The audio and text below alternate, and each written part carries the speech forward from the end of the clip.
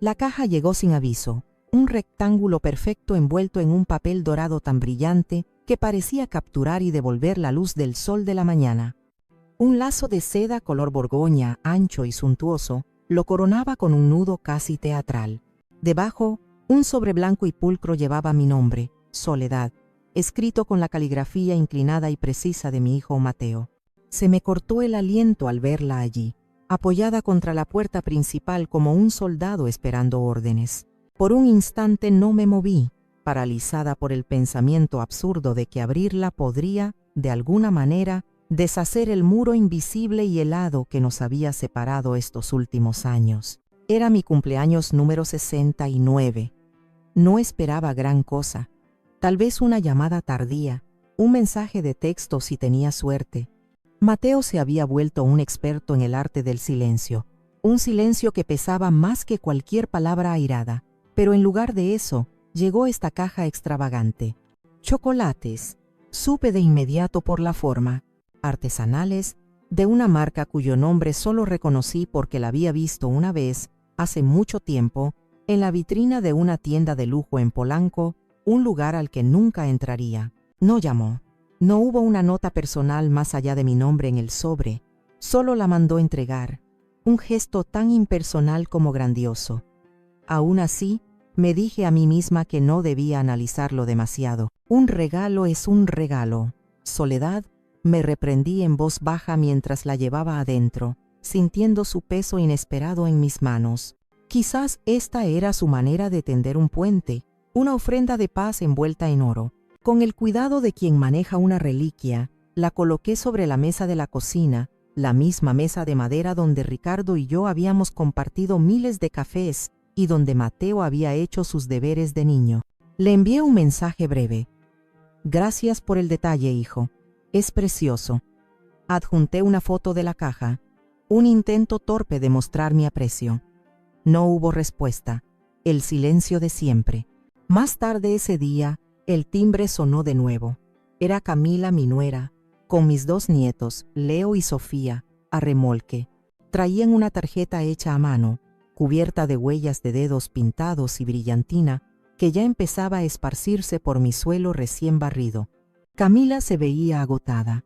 Las ojeras bajo sus ojos eran 2 sombras moradas, pero me sonrió con esa cortesía estudiada que siempre empleaba conmigo. «Felicidades, suegra», dijo, dándome un abrazo rápido y sin calor. Mi corazón, sin embargo, se entibió al ver a los niños. Eran la única luz que quedaba de la familia que una vez fuimos. Después de que me cantaran las mañanitas con sus vocecitas desafinadas, recordé la caja. «Miren lo que me mandó su papá», dije, abriéndola con cuidado. Dentro, una docena de bombones perfectamente alineados descansaban sobre un lecho de papel de seda. Eran pequeñas obras de arte, remolinos de chocolate oscuro, cúpulas de chocolate con leche, algunos espolvoreados con nueces picadas. «¡Chocolate!», gritó Sofía, y antes de que nadie pudiera detenerla, sus deditos ya habían agarrado uno. «¡Ay, no, Sofía! Son de la abuela», la reprendió Camila, aunque sin mucha convicción. «No, no, está bien», insistí, empujando la caja hacia ella. «Ándale, llévatelos, compártelos con los pequeños. A mi edad, los dulces ya no me sientan tan bien. Además, verlos disfrutar a ellos es mi mejor regalo». Camila dudó un instante. Vi una emoción extraña cruzar su rostro, algo que no pude descifrar, como un destello de pánico que se extinguió tan rápido como apareció. Lo atribuí a su cansancio. Luego asintió, forzando otra sonrisa. «Es muy amable de su parte, Soledad». «Gracias». Se llevó la caja. Observé desde mi sillón cómo los niños reían, con los dedos ya pegajosos, discutiendo sobre quién se quedaba con el de caramelo. Cualquier tensión que sentía por el silencio de Mateo se suavizó en ese momento. Al menos su familia estaba aquí. Al menos quedaba eso. A la mañana siguiente, el teléfono sonó a las 9:04 en punto. El identificador de llamadas mostraba el nombre de Mateo. Mi corazón dio un vuelco de sorpresa y una pizca de alegría. 2 gestos en 2 días. Era casi un milagro. «Bueno», respondí, tratando de que mi voz sonara casual. «Hola, amá», dijo. Su voz era más ligera de lo normal. casi jovial. ¿Cómo amaneciste? ¿Feliz cumpleaños atrasado? Muy bien, hijo. Gracias. Qué sorpresa que llames. Claro, ¿cómo no iba a llamar? Oye, ¿y qué tal los chocolates? ¿Te gustaron? Sonreí al teléfono, una sonrisa genuina que me estiró las arrugas de los ojos. Me sentí tonta por haber dudado de él. Era solo un hijo ocupado. Eso era todo. Estaban deliciosos. Bueno, eso creo, corregí con una risita. Se los di a Camila y a los niños ayer que vinieron a verme. Pensé que ellos los disfrutarían más. Ya sabes que el azúcar y yo no nos llevamos bien. Hubo una pausa. No fue una pausa normal, no el tipo de silencio que ocurre cuando alguien busca las palabras adecuadas. Fue un silencio absoluto, un vacío en la línea que se sintió como si el mundo entero hubiera dejado de respirar. Duró 1, 2, 3, 4 segundos. Pude oír mi propio pulso en los oídos. «Mateo», pregunté, la sonrisa desvaneciéndose de mi rostro. Su voz, cuando finalmente regresó, era irreconocible. Era un susurro tenso, estrangulado. ¿Se los diste a Valeria? El nombre de Camila era Valeria para él en la intimidad. Lo sabía. Sí, claro. ¿Por qué? Estaban encantados, sobre todo los niños. Un sonido brusco cortó mi frase. Un jadeo, como si le hubieran dado un puñetazo en el estómago. Y luego, la pregunta que se clavaría en mi memoria para siempre. No fue una pregunta. Fue un grito ahogado por el pánico más puro y visceral que jamás había escuchado. ¿Qué hiciste? Apenas tuve tiempo de procesar el terror en su voz antes de que la llamada se cortara. Un pitido agudo y final. Me quedé mirando el teléfono, inmóvil, mucho después de que la llamada terminó, con su voz resonando en mi cabeza. ¿Qué hiciste? No era sorpresa, no era confusión, era miedo. Era el sonido de un plan que se había salido de control de la peor manera posible. Me quedé parada en medio de la cocina, con la tetera empezando a chillar en la estufa. El sonido agudo se sentía como un taladro en mi cerebro.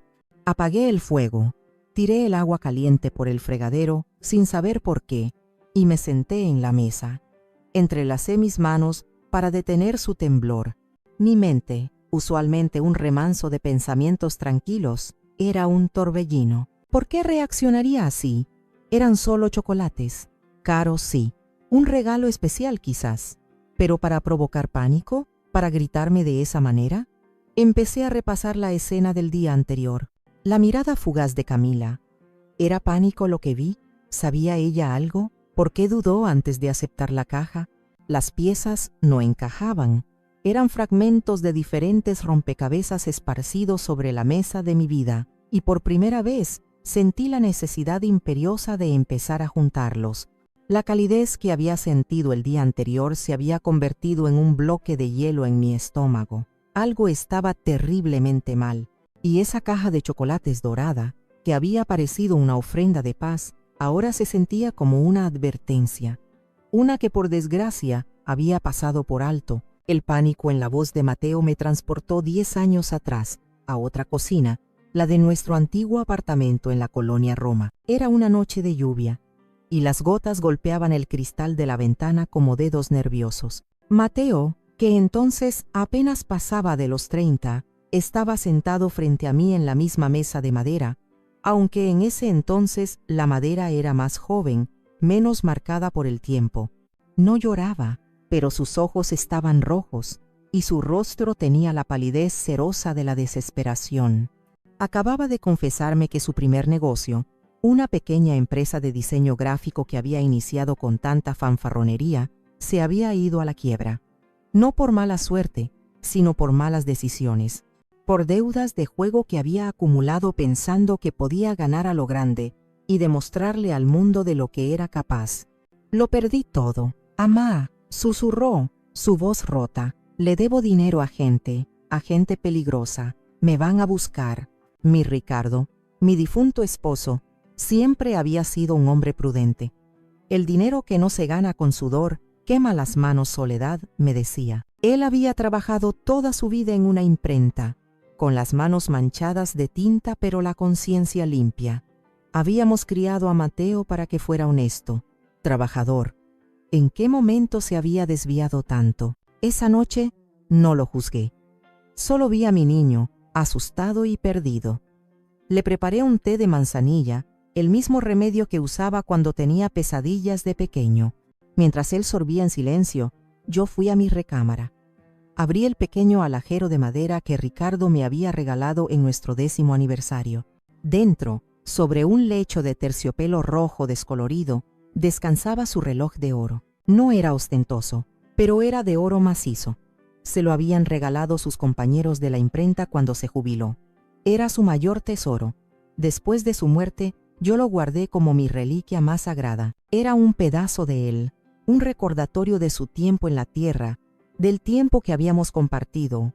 Verlo me daba paz. Lo tomé en mis manos. El metal se sentía frío y pesado. Pesado con el peso de los recuerdos, de los sacrificios, del amor. Caminé de regreso a la cocina y lo puse sobre la mesa, junto a la taza de té de Mateo. Él levantó la vista. Sus ojos se abrieron con incredulidad. «Véndelo», le dije. Mi voz apenas un susurro. «Paga tus deudas y no vuelvas a hacer esto nunca más, Mateo. Por la memoria de tu padre, te lo pido». No me atreví a decirle cuánto me dolía. No le mostré la parte de mí que se sentía como si estuviera arrancando un pedazo de mi propio corazón. Solo le mostré la fortaleza de una madre dispuesta a todo por su hijo. Él empezó a llorar entonces, sollozos ruidosos y desesperados. Se levantó, me abrazó y me llenó la cara de promesas. «Te lo juro, amá, nunca más. Te lo pagaré todo, cada centavo. Haré que te sientas orgullosa de mí. Haré que papá, donde quiera que esté, se sienta orgulloso». Me aferré a esas palabras como un náufrago a una tabla. Le creí, por supuesto que le creí. Al día siguiente, él se llevó el reloj. Nunca más volvimos a hablar de ello. Nunca me devolvió el dinero. Y el orgullo que me prometió se convirtió en una larga espera, una deuda silenciosa que crecía con cada año que pasaba, con cada llamada que no hacía, con cada decepción que se acumulaba como polvo sobre los muebles de mi vida. Esa noche, vendí el último pedazo tangible de mi Ricardo para comprar una promesa rota. La memoria del reloj de oro se encadenó con otra, más oscura y desesperada. Fue unos 5 años después de aquello. Mateo ya estaba casado con Camila y Leo acababa de nacer. Parecía que las cosas iban mejor. Tenía un nuevo trabajo como gerente de ventas en una empresa de materiales de construcción. Hablaban de comprar una casa. Yo me permití respirar, pensar que la pesadilla había terminado, que mi sacrificio había servido para enderezar su camino. Qué ingenua fui. Una noche, cerca de las 11, sonó el timbre de mi casa. No el timbre normal, sino un golpeteo frenético, casi violento, en la puerta. Me asusté. Con el corazón en la garganta, miré por la mirilla. Era Mateo. Su rostro estaba descompuesto por el pánico, su ropa desarreglada. Abrí la puerta y él entró como una ráfaga de viento, cerrando detrás de él y echando el cerrojo. Estaba sudando a pesar del frío de la noche. «¿Qué pasa, hijo? ¿Le pasó algo a Camila? ¿Al bebé?», pregunté, mi mente imaginando los peores escenarios. «No, ellos están bien», dijo, pasándose las manos por el pelo. «Soy yo, amá. Estoy en problemas graves». Me contó una historia enredada sobre un negocio que había salido mal, un socio que lo había estafado. Pero sus ojos huidizos, la forma en que evitaba mi mirada, me decían que era otra mentira. Años después, atando cabos, supe la verdad. Había vuelto a las apuestas, pero esta vez a un nivel mucho más peligroso. Le debía dinero a un prestamista conocido por su brutalidad, un hombre al que apodaban el zorro. «Necesito dinero, amá». «Ahora mismo», dijo, su voz temblando. «Si no les pago mañana por la mañana, me van a». No terminó la frase, pero el terror en sus ojos lo dijo todo. Mi primer instinto fue la ira. La decepción me subió por la garganta como bilis. «¿Otra vez, Mateo? ¿Después de lo que juraste? ¿Después del reloj de tu padre?» Fue entonces cuando se rompió. Cayó de rodillas frente a mí, en el suelo de mi sala. Se aferró a mis piernas. su cuerpo sacudido por sollozos que sonaban falsos, teatrales.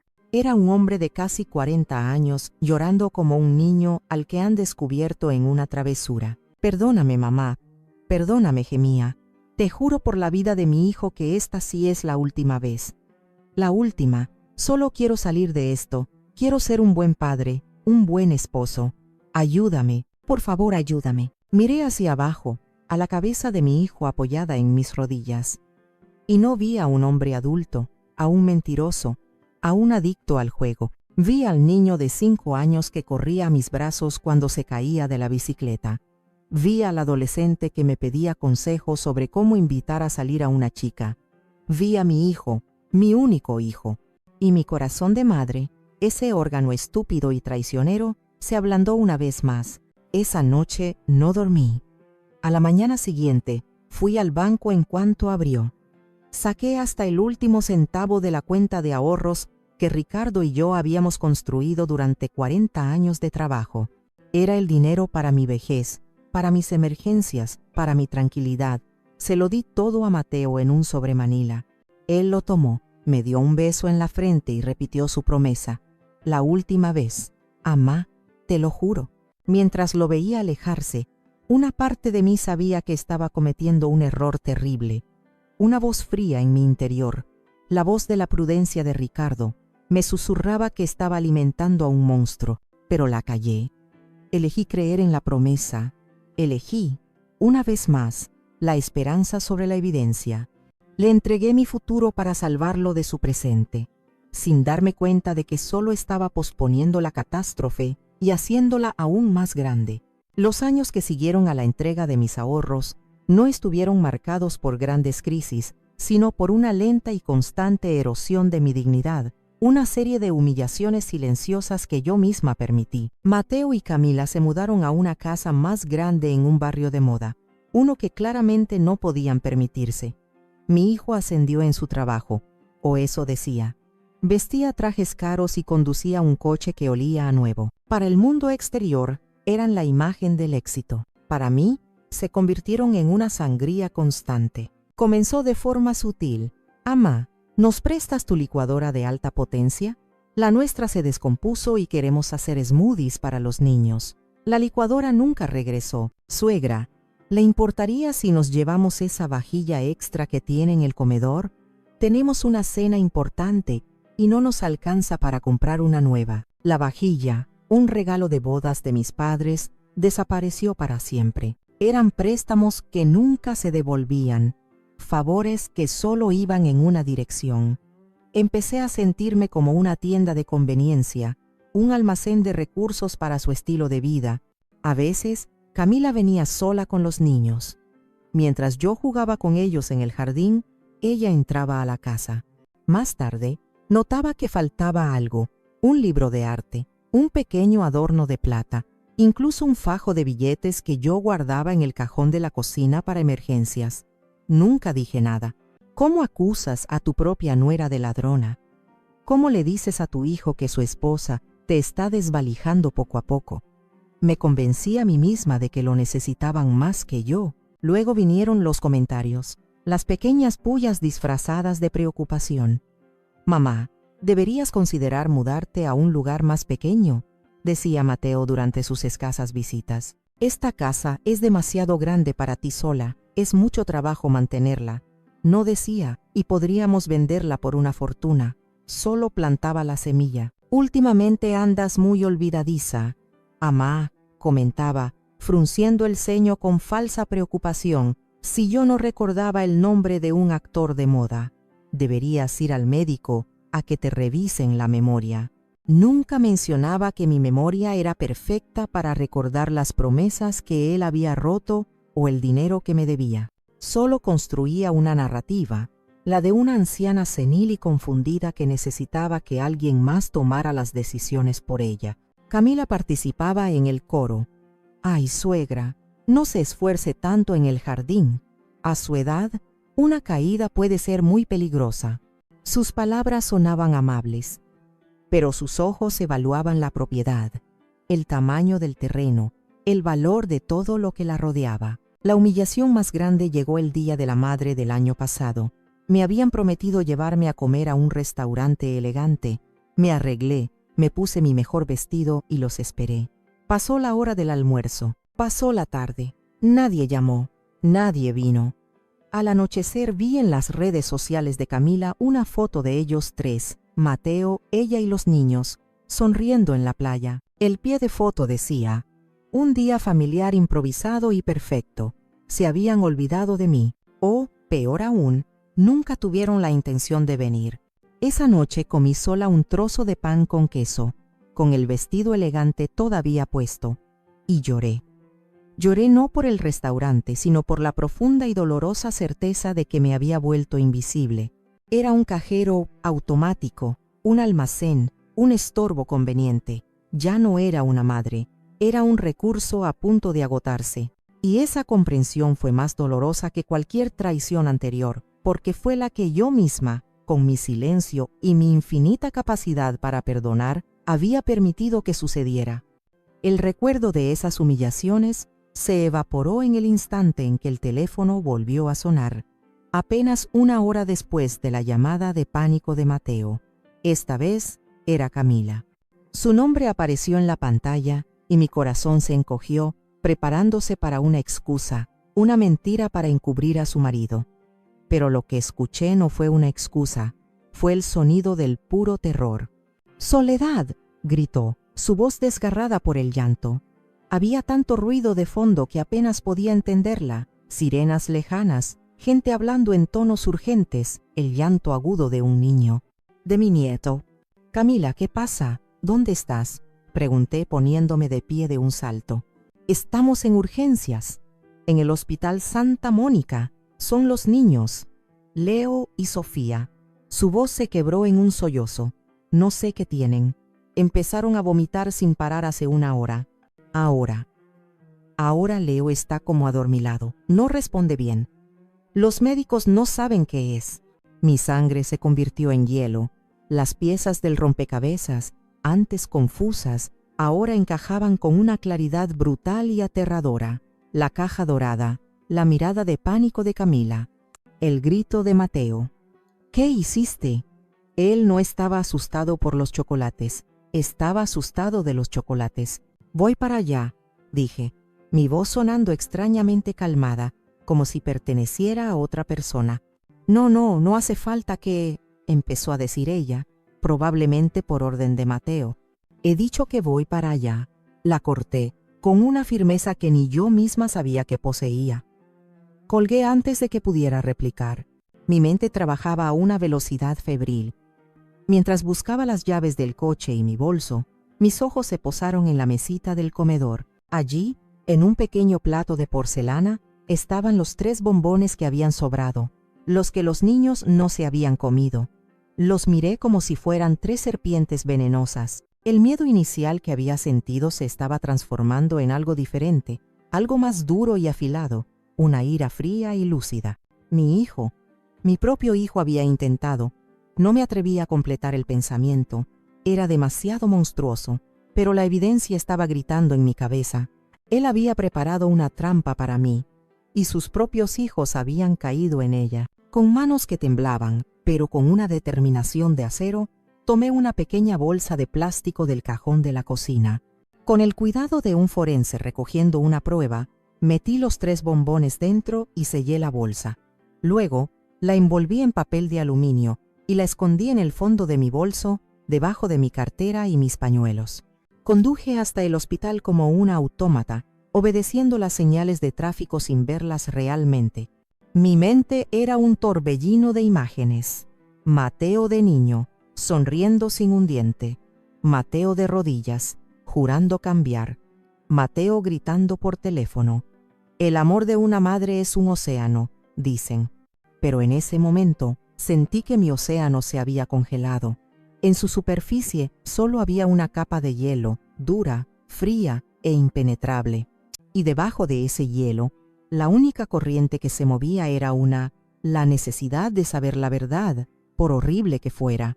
Ya no se trataba de perdonar, se trataba de sobrevivir. Cuando llegué al hospital, el caos de la sala de urgencias me golpeó como una pared. Encontré a Camila en un rincón.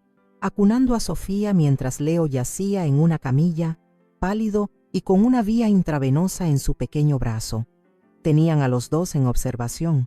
Los médicos, tras descartar las infecciones virales más comunes, hablaban de una posible intoxicación por sustancia desconocida. Camila me vio y sus ojos se llenaron de una mezcla de alivio y culpa. No hice preguntas sobre Mateo, no era el momento. Solo me senté con ella, le ofrecí un poco de agua y ayudé a calmar a Sofía. Pero mientras mi cuerpo actuaba como la abuela preocupada, mi mente estaba en otro lugar. Estaba trazando un plan. Esa misma tarde, después de asegurarme de que los niños estaban estables y fuera de peligro inminente, me excusé diciendo que necesitaba ir a casa a descansar. Pero no fui a casa. Conduje directamente al sur de la ciudad, a Coyoacán, a la casa de Elena. Elena Ramírez había sido la mejor amiga de mi Ricardo. Se conocían desde la preparatoria. Era una mujer brillante, una de las primeras de su generación en graduarse de la Escuela de Derecho de la UNAM. Ahora estaba jubilada, pero su mente seguía siendo tan afilada como un bisturí. Era directa, a veces hasta la brusquedad, y no tenía paciencia para las tonterías. Era exactamente la persona que necesitaba. Me recibió en su estudio, una habitación forrada de libros del suelo al techo. Me sirvió un vaso de agua sin preguntar y se sentó frente a mí. Tienes la misma cara que ponía Ricardo cuando estaba a punto de confesarme una de sus locuras, dijo, sin rodeos. Así que habla, Soledad. ¿Qué pasa? Le conté todo. La caja de chocolates, la llamada de Mateo, los niños en el hospital. Mientras hablaba, saqué de mi bolso el paquete de papel de aluminio y lo puse sobre su escritorio de caoba. Elena escuchó sin interrumpir, sus ojos oscuros fijos en los míos. No mostró sorpresa ni incredulidad, solo una concentración intensa.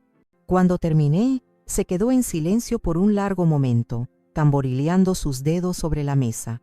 Soledad, dijo finalmente, su voz grave, espero, por el bien de tu alma, que te equivoques, pero mi instinto me dice que no. Ricardo siempre decía que Mateo tenía un agujero en el carácter, un vacío que intentaba llenar con las cosas equivocadas. Tomó el paquete.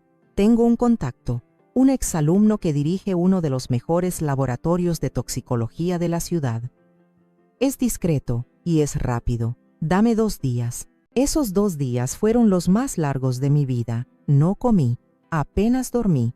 Me sentaba junto al teléfono, esperando, mientras las implicaciones de lo que estaba haciendo se arremolinaban en mi cabeza. Estaba cruzando un umbral. Estaba investigando a mi propio hijo por intento de asesinato. El teléfono sonó el segundo día por la tarde. Era Elena. No hubo preámbulos. Lo tengo, dijo, su voz desprovista de toda emoción. No son buenas noticias. Los bombones contenían altas concentraciones de 2 sustancias, Zolpidem y ciclobenzaprina, un sedante para dormir y un relajante muscular muy potente. Por separado, son fuertes. Juntos podrían hacer que una persona no despertara de un incendio. Me senté lentamente en la silla más cercana. Las rodillas me fallaron, como si la verdad tuviera un peso físico. Soledad, continuó Elena, su voz ahora un poco más suave. Quienquiera que haya hecho esto, sabía exactamente lo que hacía. No fue un accidente, fue un ataque dirigido. Y no contaron con que compartirías el regalo. Colgué el teléfono. El mundo a mi alrededor parecía haberse vuelto borroso y distante. La verdad ya no era una sospecha. Era un hecho científico, impreso en un informe de laboratorio. Era una certeza fría, dura y monstruosa. Con el veredicto de Elena resonando en mis oídos, sentí que el suelo se abría bajo mis pies.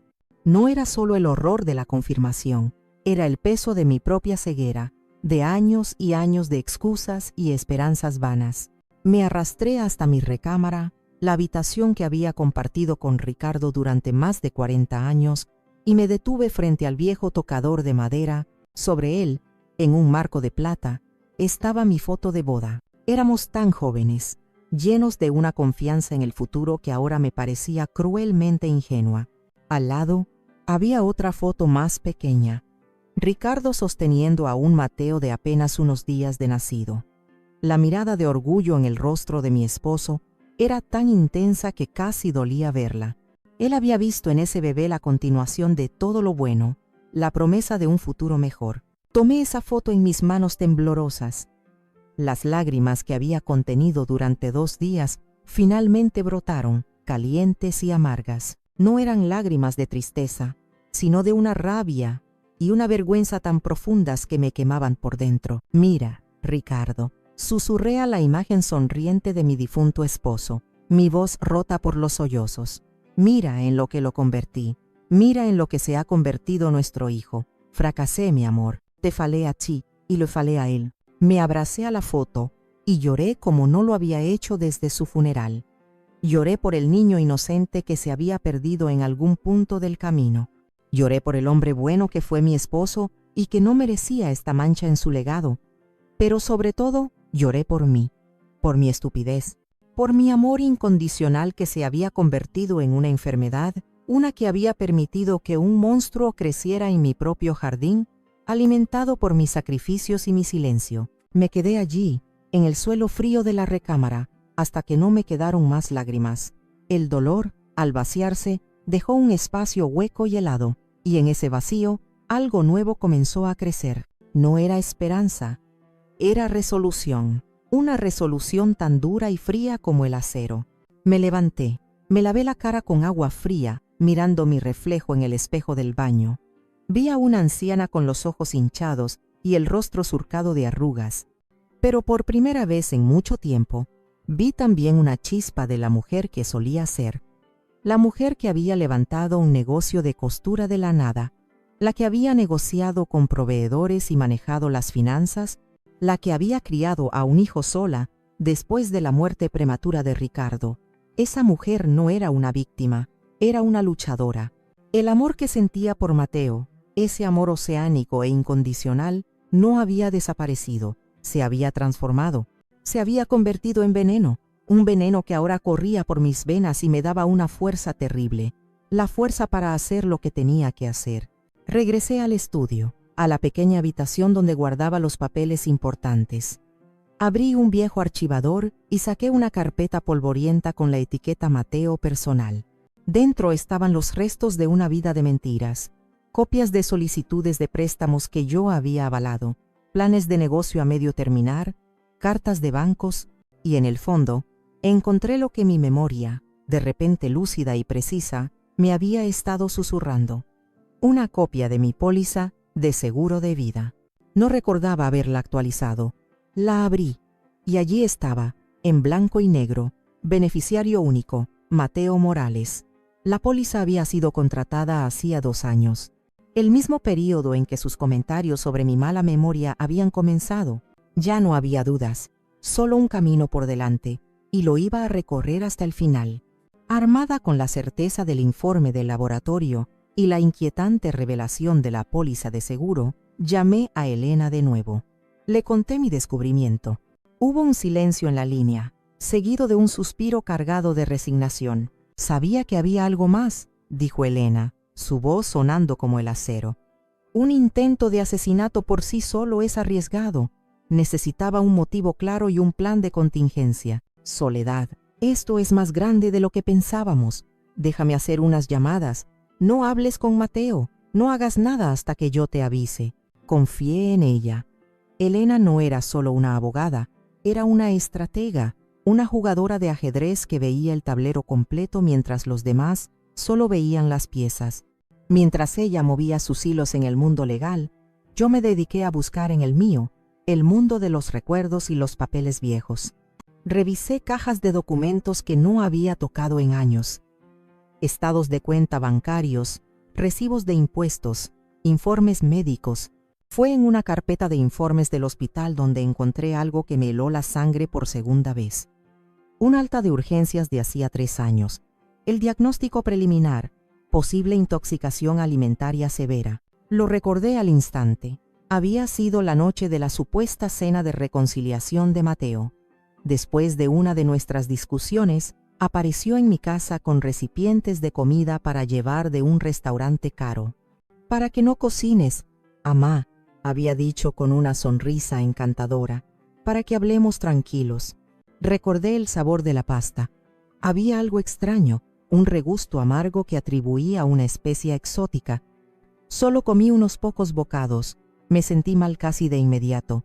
Él y Camila apenas tocaron la suya. Pasé los siguientes 2 días con vómitos y deshidratación, tan débil que apenas podía levantarme de la cama. Lo descarté como un virus estomacal, un caso de mala suerte. Ahora, al ver el informe, la mala suerte adquiría un patrón siniestro. No había sido un virus, había sido un ensayo, un primer intento fallido. Justo cuando estaba asimilando esta nueva capa de horror, Elena llamó de nuevo. Su voz era tensa, vibrando con una ira contenida. «Lo tengo, Soledad. Tengo el as bajo la manga». «¿Qué encontraste?», pregunté, mi voz apenas un susurro. «Tu hijo es más listo de lo que le damos crédito y más monstruoso de lo que jamás imaginamos». Hace un año, Mateo presentó una petición ante el juzgado de lo familiar para declararte mentalmente incapacitada. Me quedé sin aire. La petición fue rechazada por falta de pruebas contundentes, continuó Elena. Pero el documento existe. En él, alega que sufres de demencia senil de inicio temprano, que eres un peligro para ti misma y que necesitas un tutor legal para administrar tus bienes. Adivina a quién proponía como tutor. Mateo. Por supuesto, el plan se desplegó ante mí en toda su diabólica perfección. Era un ataque en 2 frentes. El plan A era el asesinato, los chocolates, la pasta, rápido, limpio y disfrazado de accidente o de un problema de salud preexistente. Si eso fallaba o si tardaba demasiado, el plan B era la incapacitación legal.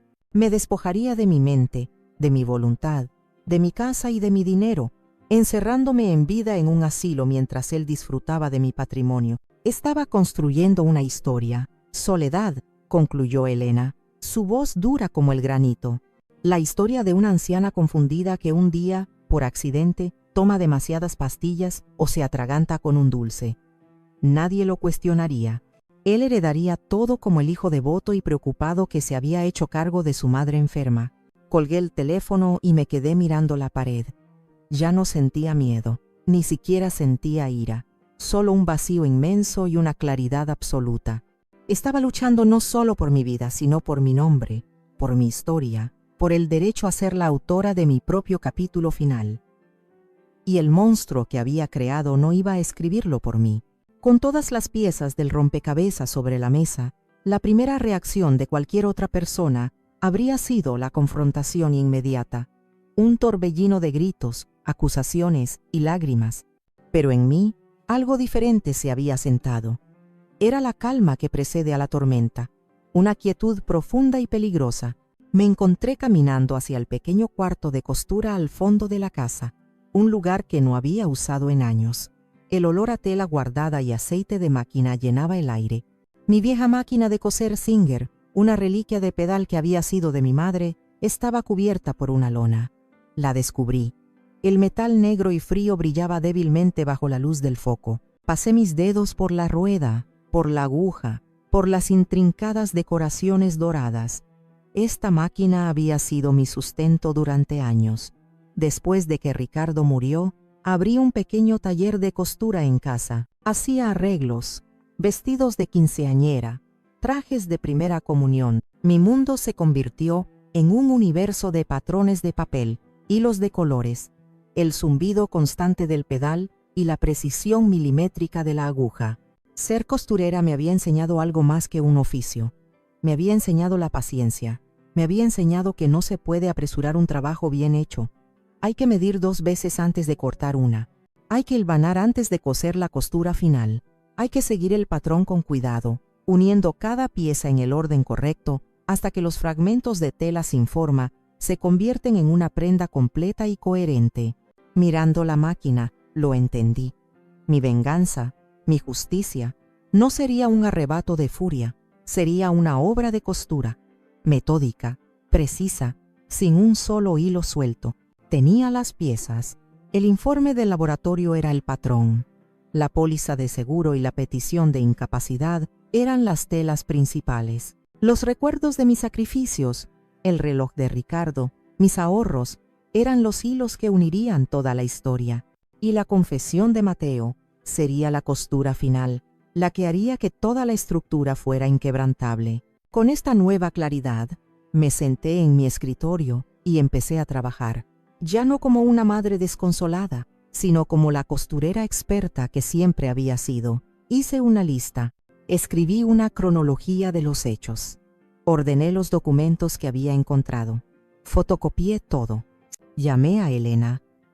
«Tengo un plan», le dije, mi voz firme y clara, «pero necesito que me consigas una cosa más. Necesito su confesión. Y sé exactamente cómo la vamos a conseguir». Le expliqué mi idea. Elena guardó silencio por un momento y luego soltó una carcajada seca. «Soledad, a veces me asustas. Ricardo siempre dijo que tenías una mente para la estrategia. ¿De acuerdo? Yo prepararé el equipo. Tú prepara el escenario. Vamos a coserle un traje a tu hijo, uno que no se podrá quitar en muchos, muchos años». Esa noche, por primera vez en días, dormí profundamente. Soñé con el zumbido rítmico de mi máquina de coser, un sonido que ya no era un eco del pasado, sino la banda sonora de mi futuro. La paciencia de la costurera se había despertado, y estaba lista para dar la puntada final. Preparé el escenario con el mismo cuidado con el que preparaba una tela delicada antes de cortarla. Limpié la casa a fondo, no porque esperara invitados de honor, sino porque necesitaba que el espacio se sintiera mío, bajo mi control. Hice café y el aroma llenó el aire, una normalidad casi insultante dadas las circunstancias. Elena había venido la noche anterior.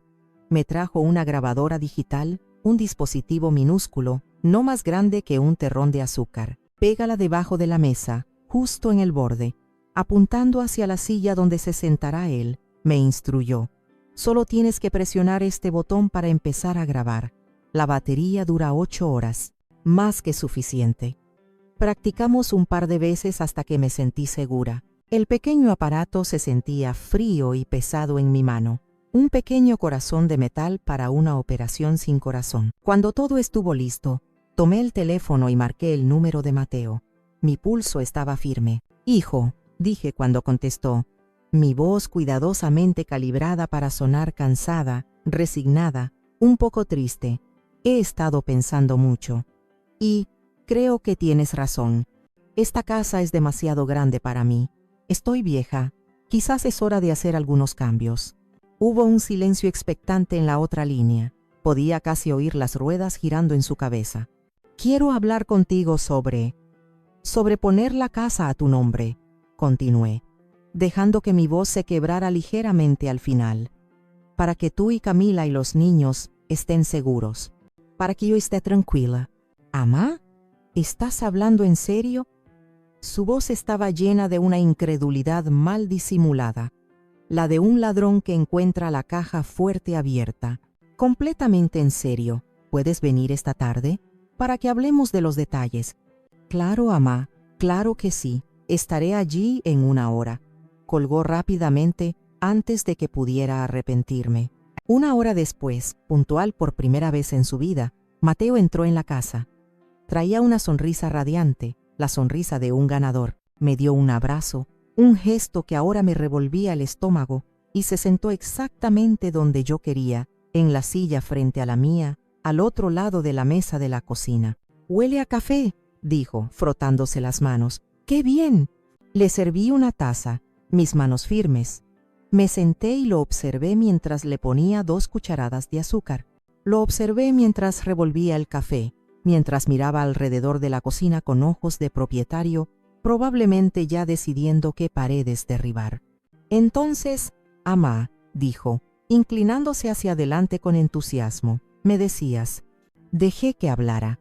Dejé que expusiera sus preocupaciones por mi bienestar, sus planes para cuidarme en mis últimos años. Dejé que construyera su propia jaula con palabras de afecto falso y codicia mal disimulada. Escuché en silencio, asintiendo de vez en cuando, mi rostro una máscara de melancolía. Cuando terminó, cuando ya no le quedaban más mentiras que ofrecer, Me incliné hacia adelante. No dije nada. Simplemente deslicé un sobre de papel manila por la superficie de madera de la mesa hasta que se detuvo justo delante de su taza de café. Él frunció el ceño, confundido. ¿Qué es esto? ¿Los papeles de la casa? Ábrelo, dije en voz baja. Con una curiosidad creciente, rompió el sobre. Sacó los papeles que había dentro. Su sonrisa se congeló. Su rostro, segundo a segundo, perdió todo su color. Se quedó mirando la primera página, sus ojos fijos en el encabezado. Laboratorio de Toxicología Forense, leyó en un susurro. Levantó la vista hacia mí, sus ojos desorbitados por una comprensión repentina y horrible.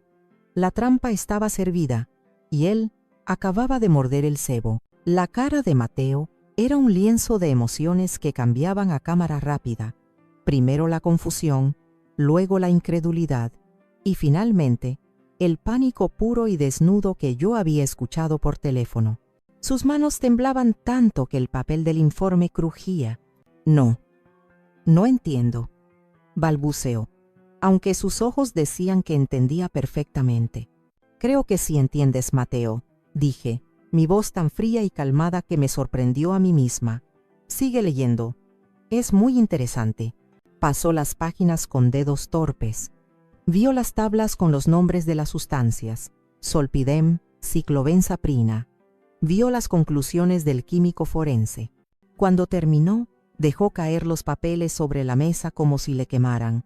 Esto es un error, un malentendido, susurró, pero su voz no tenía convicción. No respondí, simplemente lo miré. Un silencio pesado cayó sobre la cocina, roto solo por el zumbido del refrigerador. En ese silencio, desgrané mi conocimiento, pieza por pieza, con la precisión de una costurera dando puntadas. También sé de la póliza de seguro de vida que contrataste a mi nombre hace 2 años, hijo. Una suma muy generosa. Y sé de tu visita al juzgado, tu intento de declararme loca, de quitarme todo antes de tiempo. Cada palabra era un golpe. Vi cómo se encogía en su silla, cómo la fachada del hijo preocupado se desmoronaba para revelar al hombre desesperado y acorralado que había debajo. No. Empezó a decir, pero su voz se rompió. Fue entonces cuando se quebró. La presión fue demasiada, la evidencia irrefutable. La máscara cayó por completo y lo que quedó fue feo y patético. Apoyó los codos en la mesa y escondió la cara entre las manos. Su cuerpo empezó a sacudirse con sollozos. Estaba desesperado. «Amá», gimió, su voz ahogada. «Las deudas me iban a matar. No sabía qué más hacer. No quería que sufrieras. Solo quería que durmieras. Que todo terminara rápido. ¿Que yo durmiera para siempre para que tú pudieras cobrar un seguro?», pregunté, mi voz cortante como el hielo. Levantó la cara, sus ojos rojos y llenos de lágrimas de autocompasión. Y entonces, la verdadera bilis, el verdadero veneno de su alma, salió a la superficie. «Tú no lo entiendes», gritó, golpeando la mesa con el puño. El café se derramó. «Tú nunca entiendes.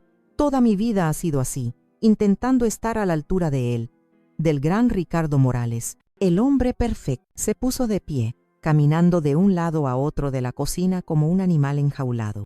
«Para ti, él siempre fue perfecto, el trabajador, el santo, el hombre intachable. Y yo siempre fui la decepción, el que no era lo suficientemente bueno, el que siempre necesitaba ayuda. Nunca me quisiste como lo quisiste a él. Nunca nada de lo que hice fue suficiente para ti». Escuché su perorata, su intento de convertir su monstruosidad en mi culpa, y no sentí nada, ni una pizca de compasión. Solo el frío reconocimiento de que el agujero en su carácter, como había dicho Elena, era un abismo sin fondo. Se detuvo, jadeando, y me miró, esperando una reacción, una absolución quizás. «¿Terminaste?», pregunté en voz baja. Se quedó mirándome, confundido por mi calma. «Porque todo lo que acabas de decir», continué, levantándome lentamente de mi silla, «ha quedado grabado». Sus ojos se abrieron de par en par. Su mirada se dirigió frenéticamente alrededor de la habitación, pero ya era demasiado tarde. La confesión estaba hecha. La última costura estaba en su lugar, y el traje que le había confeccionado le quedaba a la perfección. Mientras la confesión grabada de Mateo se convertía en el arma definitiva en mi arsenal, sabía que me faltaba una pieza crucial para asegurar que la justicia fuera completa y, al mismo tiempo, proteger lo único que aún me importaba, mis nietos. Necesitaba a Camila. Antes de enfrentarla, una escena que Elena me había contado, basada en los registros del hospital, se repetía en mi mente. La noche en que los niños estaban en urgencias, hubo una confrontación entre Camila y Mateo en los pasillos del hospital. Las enfermeras habían reportado una discusión acalorada. Camila, con los ojos llenos de lágrimas y miedo, le había preguntado a Mateo sobre los chocolates. ¿Tenían algo, Mateo?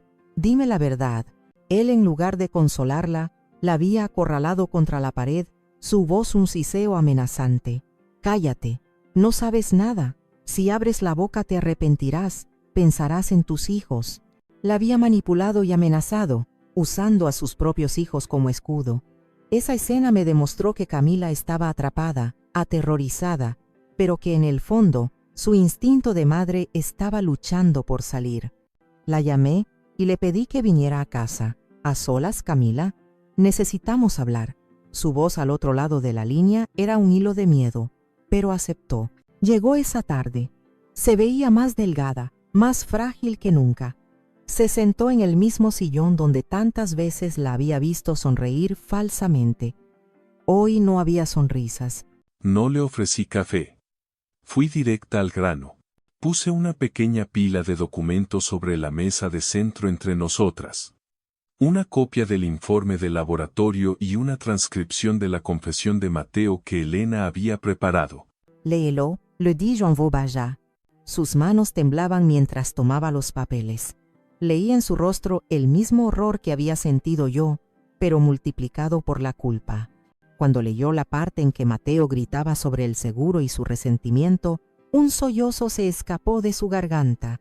Yo no sabía que era tan grave, susurró, las lágrimas corriendo por sus mejillas. Sabía que estaba desesperado por el dinero. Sabía que quería la casa, pero no esto. Te juro, Soledad, no esto. La miré fijamente, no con ira, sino con una calma evaluadora. Quizás no sabías los detalles, Camila, pero sabías que algo andaba mal. Viste la caja, dudaste y no dijiste nada. El silencio también es una elección. Se encogió, como si mis palabras la hubieran golpeado físicamente. Pero no estoy aquí para juzgar tu pasado, continué, mi tono suavizándose un poco. Estoy aquí para hablar de tu futuro y del futuro de Leo y Sofía. Me incliné hacia adelante. Tengo pruebas suficientes para encerrar a tu marido durante décadas. La confesión, el fraude del seguro, el intento de asesinato. Se acabó el juego para él. La pregunta es, ¿qué pasará contigo? Dejé que la pregunta flotara en el aire. Tienes una elección, Camila. Una sola. Puedes hundirte con él. Puedes ser la esposa cómplice que guardó silencio mientras él intentaba matar a su madre y ponía en peligro a sus propios hijos. O puedes ser la madre que, al final, eligió protegerlos. Le tendí la mano, una oferta, no una amenaza. Ayúdame a contar toda la verdad, conviértete en testigo. Y yo me aseguraré, te doy mi palabra, de que tú y tus hijos tengan los recursos para empezar de nuevo. Lejos de todo esto, la decisión es tuya. Se quedó mirándome, su rostro un campo de batalla de miedo, lealtad rota y amor maternal. Vi la lucha en sus ojos. Vi el terror a Mateo, pero vi un terror aún mayor, el de perder a sus hijos o verlos crecer a la sombra de un padre monstruoso. Lentamente, muy lentamente, asintió. Las lágrimas seguían cayendo, pero ahora eran diferentes. Eran lágrimas de decisión, de liberación. Lo haré, susurró. Por mis hijos, lo haré. En ese momento, dejó de ser la esposa de Mateo y empezó, por fin, a ser la madre de Leo y Sofía. Con la cooperación de Camila, el caso se volvió hermético. Elena, moviéndose con la eficiencia de un general en el campo de batalla, organizó todo. Camila se sentó para 2 entrevistas formales, una con Elena, para registrar su testimonio legalmente, y otra con un detective de la Unidad de Delitos Graves, un contacto de confianza de Elena. Yo estuve presente en la primera sesión, sentada en un rincón del despacho de Elena, como una sombra silenciosa. Escuché a Camila describir, con voz temblorosa pero firme, años de manipulación. Contó cómo Mateo la convenció de que yo estaba perdiendo la cabeza, cómo hablaba de simplificar el futuro con una facilidad escalofriante. Contó la escena en el hospital, la amenaza velada. Cada palabra que decía era un clavo más en el ataúd de la libertad de Mateo. El viernes por la mañana, Elena presentó la denuncia penal formal. Los cargos eran graves y múltiples: intento de homicidio, fraude de seguros, abuso de ancianos y, gracias al testimonio de Camila, violencia intrafamiliar y amenazas. El expediente era un monumento a la depravación de mi hijo, construido con pruebas irrefutables. La acción de la policía fue rápida. El martes siguiente, yo estaba en mi cocina, intentando leer el periódico, pero mis ojos no se concentraban en las letras. La televisión estaba encendida en un canal de noticias locales, con el volumen bajo. De repente, una alerta de última hora interrumpió la programación. Empresario local arrestado, empezó a decir el presentador. Subí el volumen. Mi corazón empezó a latir con fuerza. Y entonces, apareció su rostro en la pantalla. Una foto borrosa, granulada, tomada con un teléfono móvil. Era Mateo, escoltado por 2 detectives fuera de su elegante edificio de oficinas. Su cara estaba hinchada, pálida, sus ojos desorbitados por la sorpresa y la humillación pública. Llevaba las manos esposadas a la espalda. El reportero, de pie frente al edificio, narraba los hechos. Fuentes policiales confirman que el arresto está relacionado con un complot contra su propia madre anciana. Apareció en pantalla el socio de Mateo, un hombre al que yo recordaba vagamente. Leyó un comunicado de prensa con cara de funeral, desvinculando a la empresa de cualquier conducta personal indebida de Mateo. Lo estaban repudiando, borrándolo de su propia historia de éxito. Apagué el televisor antes de que terminara el reportaje. No sentí triunfo, no sentí una oleada de venganza satisfecha, solo un silencio profundo y resonante en mi interior. Verlo así, expuesto y humillado ante el mundo, no me trajo alegría, solo la confirmación de una tragedia. La tragedia de un hijo tan perdido que había intentado borrar a su propia madre del mapa. Esa noche, mi vecina, doña Carmen, tocó a mi puerta.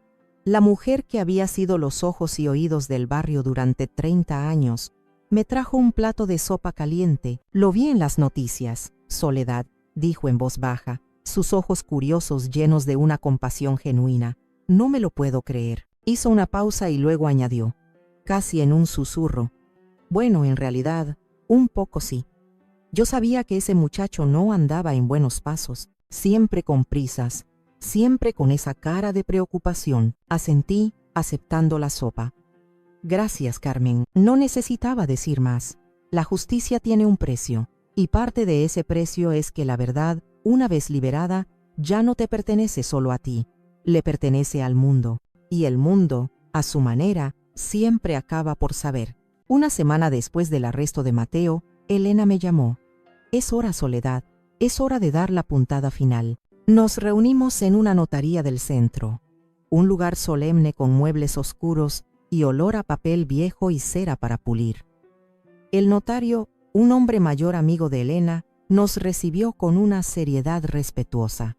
Sobre su imponente escritorio de caoba yacía un documento, mi Nuevo Testamento.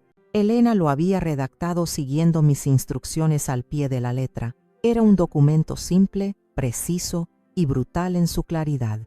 Mientras el notario lo leía en voz alta, cada palabra resonaba en la silenciosa oficina, mis propiedades, incluyendo la casa que Mateo tanto codiciaba, mis ahorros, los que quedaban después de sus saqueos, mis posesiones. Todo, hasta el último centavo, hasta el último recuerdo, sería transferido a un nuevo fideicomiso. La Fundación Ricardo Morales, leí el nombre en voz alta. Lo nombré así, no para restregarle a Mateo la memoria de su padre, sino para honrar al hombre bueno cuyo legado mi hijo había intentado destruir. El propósito de la fundación era claro: apoyar a madres solteras víctimas de violencia doméstica y financiar iniciativas de protección a los ancianos contra el abuso y el fraude. Convertiría el veneno de mi experiencia en un antídoto para otros. El notario llegó a la cláusula final, la que se refería a mi único hijo. En cuanto a mi hijo Mateo Morales, leyó: le lego el recuerdo de mi amor, un amor que él mismo decidió traicionar. No heredará nada más de mí, ni un solo centavo, ni un solo ladrillo, pues ha demostrado ser indigno de la herencia de su padre y del sacrificio de su madre. Cuando terminó, me pasó el documento y una pluma estilográfica pesada y fría. Tomé la pluma, mi mano no tembló, miré la línea punteada donde debía ir mi firma. En ese espacio en blanco vi toda mi vida, mi amor por Ricardo, mi devoción por Mateo, mis años de sacrificio ciego, el dolor de la traición y finalmente la dura y fría luz de la verdad. Con un movimiento firme y deliberado, firmé mi nombre: Soledad Morales. La pluma rasgó suavemente el papel, sellando el destino de Mateo y el mío propio. Al levantar la pluma, sentí como si un peso inmenso, un peso que había cargado durante décadas, se levantara de mis hombros. No era un acto de venganza, era un acto de liberación. Era yo, reclamando la autoría de mi propia historia, decidiendo cómo terminaría mi libro. Elena puso su mano sobre la mía. Bien hecho, amiga. Ricardo estaría orgulloso. Asentí, una pequeña sonrisa formándose en mis labios por primera vez en mucho tiempo. Junto con el testamento, había adjuntado una nota personal, escrita a mano, que el albacea le entregaría a Mateo en la cárcel una vez que todo estuviera dicho y hecho. Era corta: a mi hijo, que pensó que podía robar mi vida, heredarás solo el silencio que una vez llené de amor, que te ahogues en él. Salimos de la notaría a la luz del sol de la tarde. El aire se sentía más ligero, la ciudad más brillante. Por primera vez en años me sentí libre. Pasaron los meses. El juicio de Mateo fue rápido. Con la abrumadora cantidad de pruebas en su contra, la confesión grabada fue la pieza central. No tuvo ninguna posibilidad. Fue sentenciado a una larga condena en prisión. No asistí al juicio. No necesitaba hacerlo. Mi parte en esa historia había terminado. Camila, fiel a su palabra, cumplió con su papel de testigo. Después, desapareció discretamente de la ciudad con Leo y Sofía. La Fundación Ricardo Morales, administrada por un consejo que Elena me ayudó a establecer, le proporcionó los fondos necesarios para alquilar un pequeño apartamento en otra ciudad y empezar de nuevo. Recibí una postal de ella una vez, sin remitente. Solo decía: gracias por todo. Nunca más supe de ella, y eso estaba bien. Su camino ya no era el mío. Mi vida encontró un nuevo ritmo, uno tranquilo y deliberado. Las mañanas ya no estaban llenas de la ansiosa espera de una llamada que nunca llegaba. Estaban llenas del aroma del café recién hecho, del sonido de los pájaros en el jardín y de la suave luz del sol entrando por la ventana de la cocina. El silencio en la casa ya no era pesado y solitario. Era pacífico. Era el sonido de mi propia compañía, una compañía que estaba aprendiendo a disfrutar. Un día, mientras ordenaba un viejo armario, encontré la caja dorada. La policía me la había devuelto como parte de mis efectos personales. Estaba vacía, por supuesto. La tomé y la llevé al jardín. Con unas tijeras de podar, la corté en pedazos. El papel brillante, el cartón grueso. Lo metí todo en la chimenea y le prendí fuego. Observé cómo las llamas consumían el último vestigio de la traición, convirtiendo el símbolo de mi casi muerte en cenizas grises e inofensivas. Esa tarde me senté en mi escritorio, saqué mi viejo diario, el que había mantenido durante casi 50 años. Abrí una página en blanco, tomé mi pluma, la misma con la que había firmado mi Nuevo Testamento, y escribí una última entrada en la saga de Mateo. Las palabras fluyeron sin esfuerzo, sin drama, sin adornos. Eran la simple y llana verdad. Pasé mi vida amando a mi hijo. Creí que mi trabajo como madre era perdonarlo todo, sacrificarlo todo, esperarlo todo. Me equivoqué. El amor no es ceguera. No es un cheque en blanco para la crueldad. A veces, el acto de amor más grande no es perdonar, sino trazar una línea. A veces, para salvarte a ti misma, tienes que dejar ir, incluso si lo que dejas ir es un pedazo de tu propio corazón. La lección más grande que mi hijo me enseñó no fue sobre la traición o el dolor. Fue que, para sobrevivir, primero tenía que aprender a amarme a mí misma. Cerré el diario. No sentía tristeza, no sentía ira, solo una inmensa y abrumadora paz. Afuera, el viento movía las hojas de los árboles. Me levanté, enderecé la espalda y caminé hacia la ventana. Miré mi jardín, mi pequeño reino de flores y plantas. Todo estaba en su lugar. Y yo, por primera vez en mucho, mucho tiempo, también lo estaba.